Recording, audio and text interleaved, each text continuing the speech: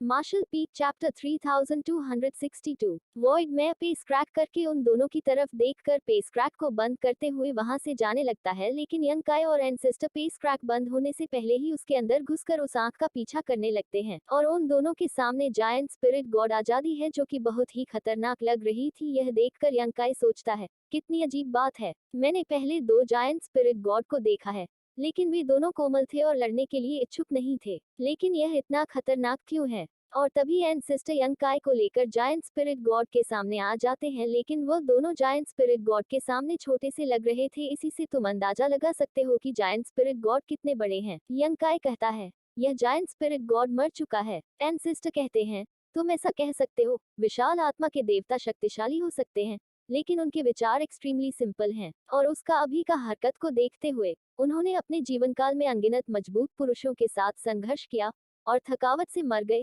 लेकिन उनके दिल में जुनून अभी भी कायम है और उनका शरीर अभी भी इस युद्ध के मैदान में दुश्मनों को मारने के लिए दौड़ रहा है और कभी नहीं रुकेगा। इसका मतलब जॉइंट तो मर चुका है, लेकिन उसका बॉडी अभी भी दुश्मन को ढूंढ ढूंढ कर मारने की कोशिश कर रहा है। यंग काय कहता है, यह जरूर इन क्लान में से होगा। यह जायंट स्पिरिट गॉड शायद यह केवल शत्रुओं को मारना नहीं था, अपनी ताकत के साथ अगर वह उनका मुकाबला नहीं करता तो वह आसानी से बच सकता था, लेकिन वह अभी भी यहाँ युद्ध के मैदान में है, जिसका अर्थ है कि यहाँ कोई था या कुछ ऐसा था जिससे वह आसानी से बच नहीं सकता था। उस प्राचीन युद्ध के मैदान पर शायद किसी ने इन क्लान की सेना को रोकते हुए विशाल देवताओं के साथ कंधे से कंधा मिलाकर लड़ाई लड़ी थी। एनसिस्टर कहता है, चलो वापस चलते हैं, हमें अगली जांच के लिए तैयार रहने की जरूरत है। उसकी थोड़ी देर बाद स्मॉल वर्ल्ड से बहुत सारे सिर्फ बाहर की तरफ आती है जांच करने के लिए, और कोई कहता है, आप नर्वस हैं, यह पहली बार नहीं है जब आपने सड़क का पता लगाने के लिए एक टीम का नेतृत्व किया है ना? फिर भी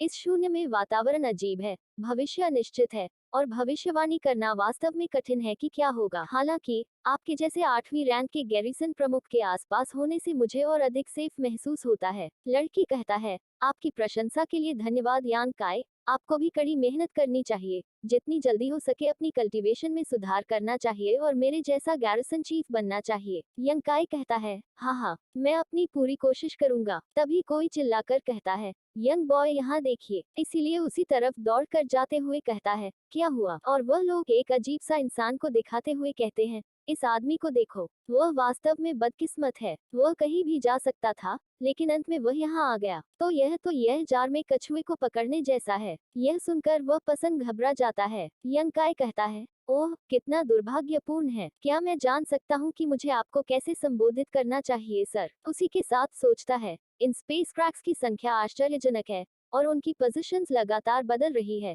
कोई आश्चर्य नहीं कि डोमेन मास्टर भी बचने में असमर्थ है। वह परेशान कहता है, ह्यूमन, दिखावा करने की कोशिश मत करो, यह जगह स्पेस क्रैक्स से भरी है, आप 7वें रैंक पर मेरा क्या कर सकते हैं? यह सुनकर यंग काय ठंड अपार को रिलीज करते हुए कहता है, मैं लगभग भूल ही गया था कि मैं स्पेस प्रिंसिपल्स को जानता था, तो मुझे आपको कैसे संबोधित करना चाहिए? और यह सुनकर वह प्रश्न दोबारा गुस्सा में आ जाती है। यंग काय कहता है, मैं आपसे कुछ प्रश्न पूछूंगा, उन्हें ईमानदारी से उत्तर दें और मैं आपको बचाऊंगा और आधे दिन के लिए आपकी सुरक्षा की गारंटी दूंगा। उसके बाद आपको अपने भाग्य के भरोसे ही रहना पड़ेगा। वह फरसन कहता है, मैं तुम्हारे बातों पर कैसे भरोसा करूं? आप मुझ पर विश्वास करते हैं या नहीं यह आपकी पसंद है। मुझ पर विश्वास करें और आपके पास जीवित रहने का अवसर हो सकता है, अन्यथा आप यहाँ पर मौत के इंतजार में सिर्फ रहेंगे। और थंडर पावर को उस पसंद के आसपास फैलाने लगती है। यह देखकर वह पसंद खबर आ जाता है और यंग काय कहता है, तो आप क्या सोचते हैं?